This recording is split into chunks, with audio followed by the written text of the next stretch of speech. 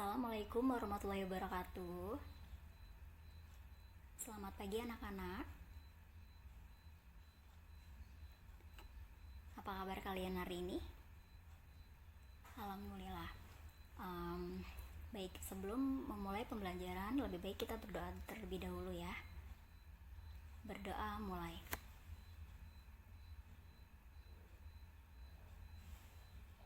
Selesai. Apakah hari ini ada yang tidak masuk? Alhamdulillah kalau masuk semua. Nah anak-anak, karena hari ini kita akan belajar tentang menyimak untuk menyimpulkan informasi yang tidak bersifat perintah dalam konteks bekerja.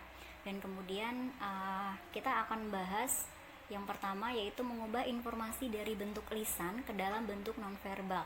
Nah, bentuk nonverbal ini bisa berupa bagan, tabel, diagram, grafik, denah, dan juga matriks. Nah, sebelum kita memulai materinya, Ibu akan memberitahukan kepada kalian apa sih tujuan pembelajaran kita hari ini. Nah, jadi tujuan pembelajaran kita hari ini adalah agar kalian ini dapat membuat catatan verbal dan nonverbal sebagai dasar untuk membuat simpulan lisan tertulis. Dan yang kedua, kalian mampu mengubah informasi dari bentuk lisan ke dalam bentuk nonverbal. Seperti yang Ibu bilang tadi, bentuk nonverbal itu ada bagan, tabel, diagram, grafik, denah, dan juga metrik. Kemudian kalian juga memiliki keterampilan menyimak dengan baik. Nah, sekarang Ibu akan menjelaskan materinya. Kegiatan menyimak dan memahami informasi nonverbal. Jadi kalian harus benar-benar mendengarkan Ibu ya. Jangan sampai ada yang bermain. Baik. Nah, mungkin kalian semuanya itu pernah mendengar apa sih itu menyimak? Ya, jadi menyimak merupakan salah satu kegiatan berbahasa yang dapat menambah atau memperluas pengetahuan. Nah, keterampilan menyimak ini perlu dilatih secara terus-menerus dan berkesinambungan. Kemudian, proses pelatihan menyimak menuntut adanya kesiapan mental dan kesehatan fisik, serta motivasi atau kemauan secara sadar untuk mengikuti seluruh isi simakan. Nah, jadi kalau misalkan kita semua nih ingin menyimak, berarti kita harus mental kita ini harus siap. Kemudian kesehatan fisik kita juga kita nggak boleh dalam keadaan sakit, kita harus dalam keadaan sehat. Nah, pada dasarnya menyimak ini adalah kegiatan menyerap informasi yang disampaikan secara lisan dengan tidak tidak sekedar menggunakan indera pendengaran, tetapi juga berupaya menangkap isi atau pesan serta memahami makna informasi yang disampaikan. Nah, hasil simakan dapat diungkapkan kembali dengan bahasa sendiri dengan tidak mengubah pengertian dasar informasi sumber. Nah, lalu proses menyimak ini menuntut motivasi dan perhatian dari pendengar. Tanpa keinginan dan perhatian, sulit mengharapkan hasil yang memuaskan. Nah, ternyata menyimak itu ada banyak macam-macamnya. Apa sih macam-macam menyimak? Baik, Ibu akan jelaskan satu persatu. Kalian bisa lihat di buku ya. Di situ juga ada macam-macam menyimaknya. Biar Ibu jelaskan. Nah, macam-macam menyimak berdasarkan caranya. Terdiri atas yang pertama adalah menyimak intensif. Apa sih menyimak intensif? Nah, menyimak intensif ini menyimak memahami secara terperinci, teliti, dan juga mendalami bahan yang disimak. Jadi kita harus benar-benar menyimak dengan teliti, dengan terperinci, dan juga harus mendalami bahan yang disimak. Nah, kemudian yang kedua di sini adalah menyimak ekstensif. Apa sih menyimak ekstensif? Nah, menyimak memahami secara sepintas dan umum dalam garis-garis besar atau butir-butir penting. Nah, berarti ini kita hanya memahami secara sepintas aja nih. Jadi garis-garis besarnya aja. Yang ketiga yaitu menyimak untuk belajar. Melalui kegiatan menyimak, seseorang mempelajari berbagai hal yang dibutuhkan. Misalnya, para siswa menyimak ceramah guru bahasa Indonesia, para siswa mendengarkan suara radio, televisi, dan sebagainya. Jadi menyimak untuk belajar ini maksudnya adalah misalnya seperti saat ini kalian sedang mendengarkan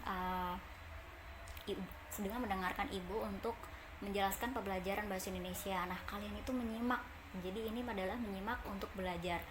Contoh lain misalnya seperti kalian sedang mendengarkan suara radio. Nah, kalian juga menyimak, misalkan radio itu sedang sedang menjelaskan tentang berita atau apa. Nah, kalian bisa menyimak untuk belajar. Kemudian yang keempat adalah menyimak untuk menghibur. Nah, menyimak sesuatu untuk menghibur dirinya. Berarti ini menyimak ini memang benar-benar untuk menghibur dirinya ya. Nah, misalnya menyimak pembacaan cerita-cerita lucu, kemudian pertunjukan sandiwara, film, dan sebagainya. Lalu yang kelima adalah menyimak untuk menilai. Menyimak mendengarkan, memahami isi simakan, menelaah, mengkaji, menguji, dan membandingkan dengan pengalaman serta pengetahuan menyimak. Yang keenam yaitu menyimak diskriminatif. Nah, menyimak untuk membedakan bunyi suara. Dalam belajar bahasa Inggris misalnya, siswa harus dapat membedakan bunyi I dan I. Lalu yang ketujuh yaitu menyimak pemecahan masalah. Menyimak pemecahan masalah, menyimak mengikuti uraian pemecahan masalah secara kreatif dan analisis yang disampaikan oleh si pembicara. Mungkin juga penyimak ini dapat memecahkan masalah yang dihadapinya secara kreatif dan analisis setelah yang bersangkutan mendapat informasi dari menyimak sesuatu. Nah, lalu untuk dapat mengungkapkan kembali informasi simakan yang diterima dengan baik dan memadai, yaitu ada langkah-langkahnya. Nah, langkah-langkahnya adalah sebagai berikut. Kalian harus perhatikan ya. Yang pertama yaitu perhatikan judul wacana yang akan dilisankan. Lalu yang kedua, catatlah kata kunci yang dianggap penting berupa frasa atau klausa. Yang ketiga, catatlah ide pokok setiap paragraf. Yang keempat, catatlah fakta-fakta atau data berupa angka, presentase, atau perbandingan. Yang kelima, uraikan kembali dalam bentuk ikhtisar berdasarkan data-data yang dicatat. Nah, informasi hasil simakan ini dapat dikemukakan atau disampaikan dalam bentuk verbal maupun non-verbal. Informasi verbal ini bisa berupa uraian, kemudian ulasan atau penjelasan dan dapat disampaikan secara lisan maupun tulisan. Kemudian informasi ini dianggap lebih mudah dicerna dan dipahami. Ya, betul sekali. Nah, kalian bisa lihat di buku, di situ ada contoh informasi verbal dan kalian bisa baca itu adalah berbentuk tulisan. Nah, lalu informasi berbentuk nonverbal ini cenderung bersifat visual. Jadi bisa berbentuk gambar, kemudian serta garis-garis yang memiliki ciri-ciri tersendiri dan cenderung perlu pengamatan lebih khusus. Ya, betul sekali. Jadi harus pengamatan khusus nih. Nah, kemudian contohnya itu apa aja sih? Contohnya adalah grafik, denah, bagan, diagram, atau matriks. Nah, di sini ada pengertian dan contoh bentuk informasi nonverbal akan Ibu bacakan untuk kalian.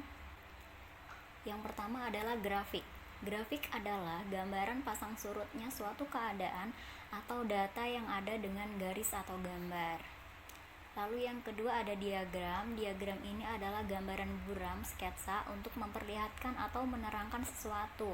Bentuk-bentuk diagram ini antara lain adalah diagram arus, kemudian diagram balok, diagram gambar, diagram garis, diagram lingkaran, diagram cabar, dan diagram pohon.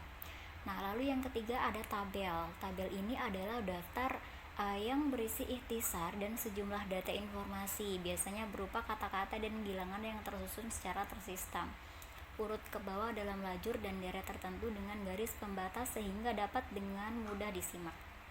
Nah, yang keempat adalah bagan. Bagan ini adalah gambaran secara analisis atau terurai tentang proses yang terjadi di alam, teknologi, dan masyarakat manusia. Kemudian peta. Nah, peta ini adalah gambar atau lukisan pada kertas yang menunjukkan letak tanah, laut, sungai, gunung, dan sebagainya. Nah, kalian juga sering lihat ya pastinya kalau peta. Kemudian denah nih, denah adalah gambar yang menunjukkan letak kota, jalan, peta, peta atau gambar rancangan bangunan. Kemudian yang ketujuh ada matriks. Nah, matriks ini adalah tabel yang disusun dalam lajur dan jajaran sehingga butir-butir uraian yang diisikan dapat dibaca dari atas ke bawah dan dari kiri ke kanan. Kalian juga bisa lihat bisa lihat gambar matriks itu seperti apa, ada di buku.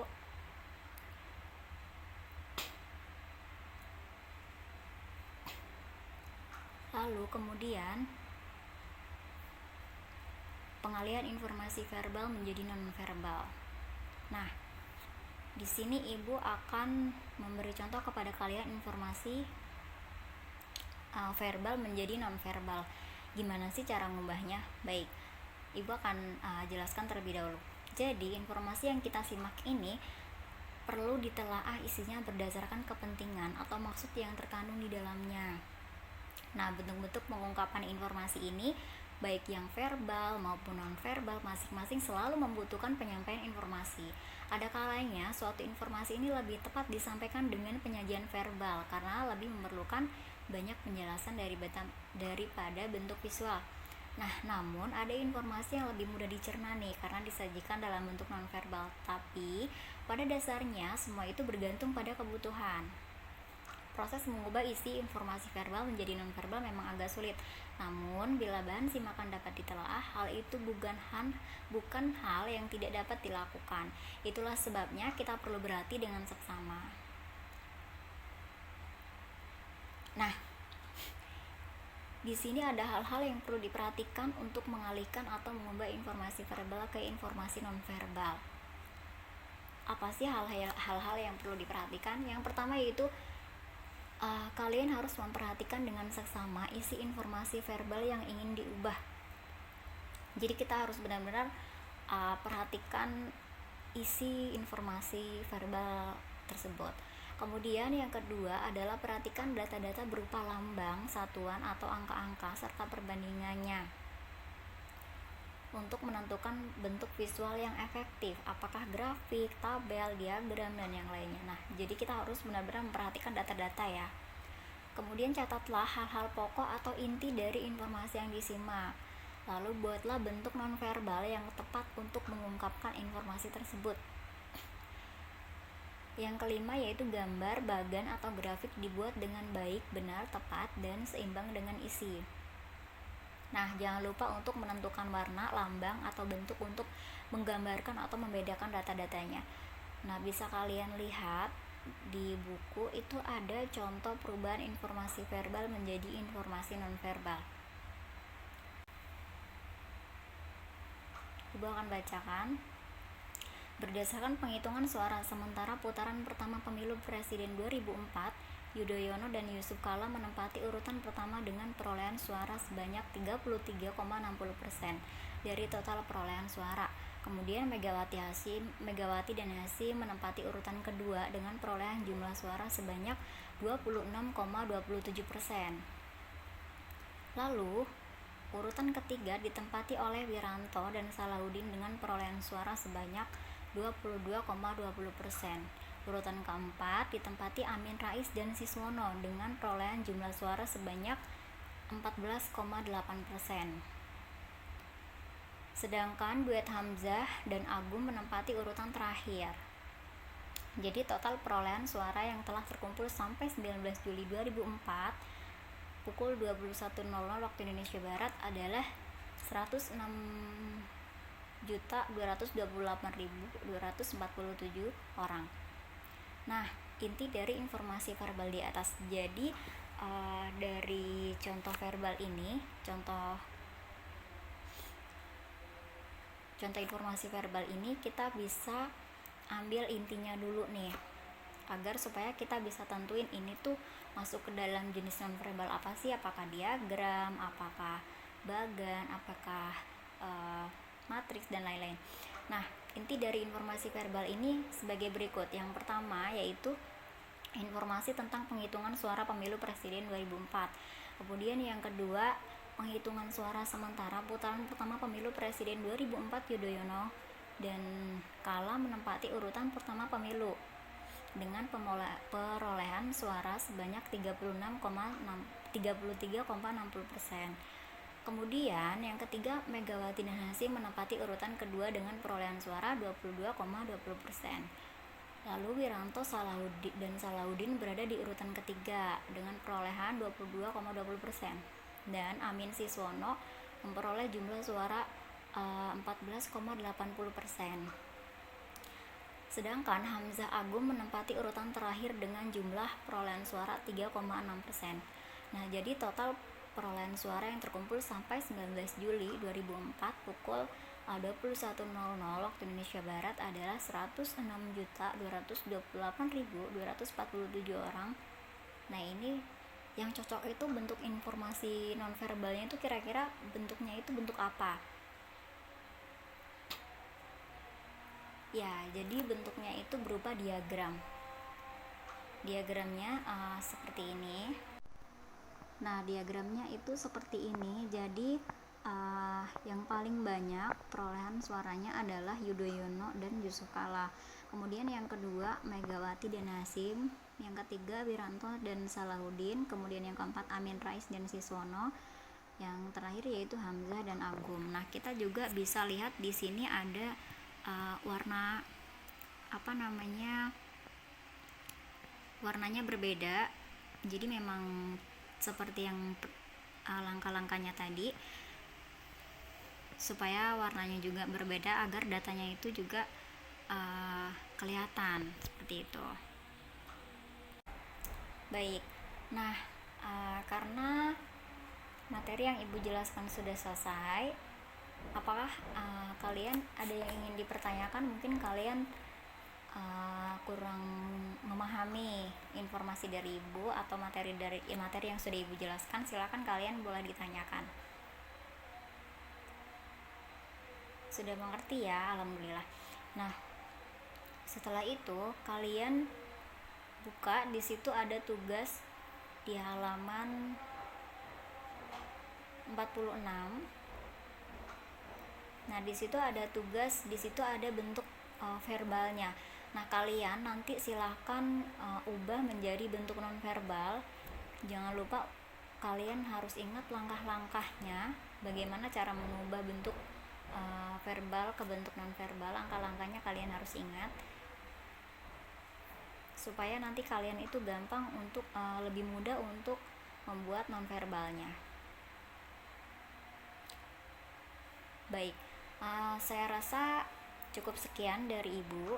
Semoga pembelajaran hari ini bermanfaat. Ibu akhiri, wassalamualaikum warahmatullahi wabarakatuh.